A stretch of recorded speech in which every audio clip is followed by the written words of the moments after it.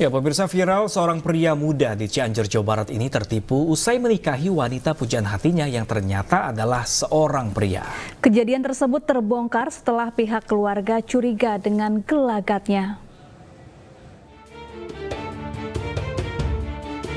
Inilah foto pernikahan seorang pria AK, 26 tahun dengan seorang wanita muda, ESH alias Adinda Kenza, 26 tahun di Desa Wangunjaya, Cianjur Selatan, Jawa Barat yang viral di media sosial.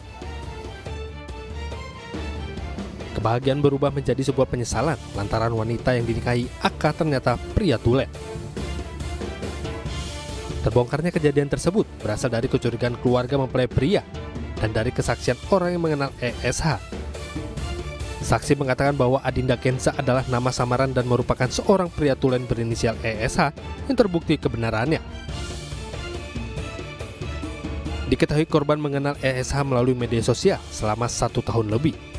Sebelum menikah, AK dan ESH menjalani hubungan beberapa bulan dan pelaku selalu mengenakan cadar dan pakaian syar'i setiap bertemu.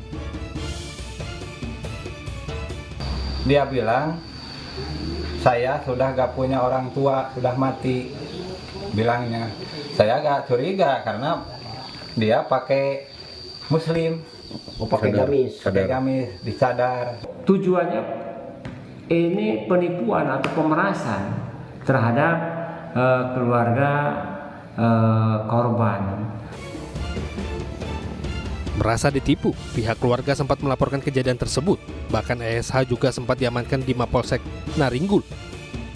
Namun karena ibah akan kondisi keluarga ESH, akhirnya keluarga korban tidak melanjutkan perkara tersebut.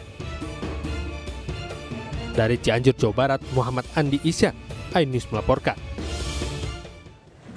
Ya, untuk mengetahui lebih lanjut terkait pemuda Cianjur yang tertipu oleh istrinya, sudah bergabung bersama kami Kepala Desa Wangunjaya, ada Bapak Jailani. Selamat siang, Pak Jailani. Selamat siang, Sapa dan Pak Tas. Ya. Baik, Pak Jailani, apakah sebelumnya Anda mengetahui terkait pengurusan pernikahan maupun jalannya pernikahan antara pasangan ini, dan apakah sudah mencium adanya kecurigaan sejak awal pernikahan? Saya akan luruskan di sini, mungkin masalah pernikahan itu saya mendapatkan laporan bahwa akan ada pernikahan. Kemudian saya telusuri bahwa hal tersebut ternyata setelah diselidiki ternyata orang tersebut palsu gitu. Palsunya seperti apa, Pak Jailani? Apakah ketika pernikahan itu berlangsung tidak ada pihak keluarga dari pihak mempelai wanita?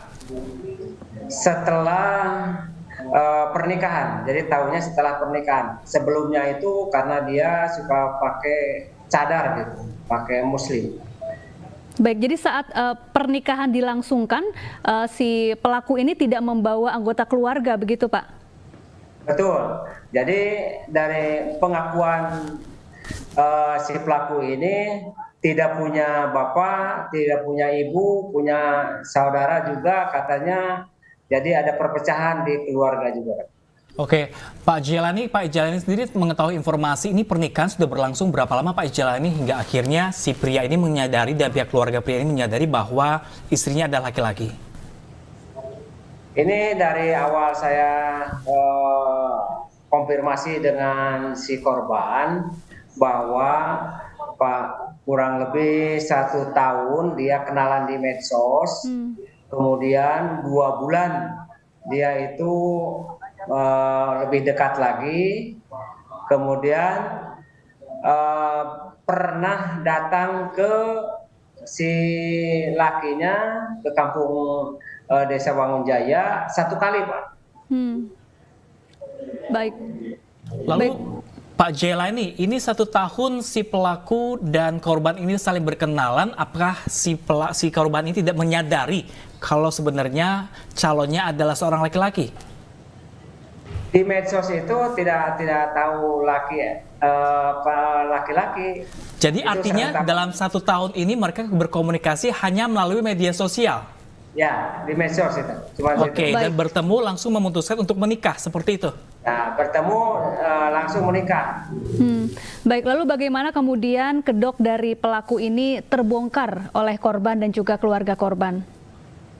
Setelah tahunya itu si lakinya itu si korban pernah ngobrol, jadi si ceweknya itu mau tidak sadar gitu, dia itu tidak mau di itu sama Menolak si untuk korban. hubungan intim ya Pak Jailani ya? Ya. Baik, Iya. kalau dari pengakuan pelaku, apa motif pelaku melakukan hal ini? Apakah karena memang sudah terobsesi dengan korban sejak lama atau seperti apa Pak Jailani? Tidak, itu jadi lama, tahunya itu sudah nikah. Oke, jadi tidak ada motif lain selain memang ingin menikah seperti itu. Apakah ada motif lainnya Pak Jailani? Nah, untuk motif kemarin itu sudah mentransfer uang dari si laki-laki kepada perempuan itu, kemudian barang-barang yang lain mungkin seperti HP itu mereka itu. Baik, jadi ada barang berharga milik korban yang juga hilang dirampas oleh pelaku begitu Pak? Bukan dirampas, jadi dia minta. Oke, kalau saat ini kondisi atau posisi status hukum si perempuan jadi-jadian ini seperti apa Pak Jailani? Kalau itu sampai sekarang mungkin ada permintaan dari pihak korban bahwa perkara ini tidak dilanjutkan. Alasannya apa Pak Jailani? Alasannya orang tuanya tidak mampu, yang si pelaku itu. Baik. Iba jompo. Oke, jadi tidak ada penangkapan ataupun proses selanjutnya yang dilakukan oleh pihak kepolisian ya Pak Jailani? Tidak ada. Jadi cukup diselesaikan dengan cara musyawarah. Oke, baik. Baik, terima kasih banyak Pak Jailani. Semoga ini juga sebagai warning juga untuk masyarakat. Mungkin sebaiknya Agar lebih waspada ya saat lebih memilih berkenalan lebih pasangan lanjut, begitu. jangan mengenal hanya lewat media sosial saja. Betul. Terima kasih banyak Pak Jailani telah bergabung bersama kami di siang kali ini. Ya, pasca kapal pengawas Hiu 01 milik KKP menangkap kapal ikan asing berbendera Malaysia di Selat Malaka, petugas mengungkap para pelaku tergiur upah senilai 6 juta rupiah.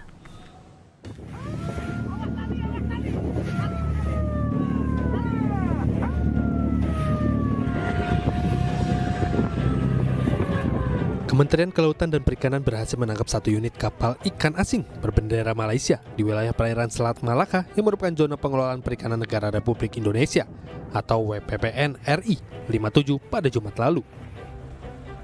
Saat dilakukan penangkapan, nakoda dan anak buah kapal ikan asing sempat melakukan perlawanan dengan berusaha kabur.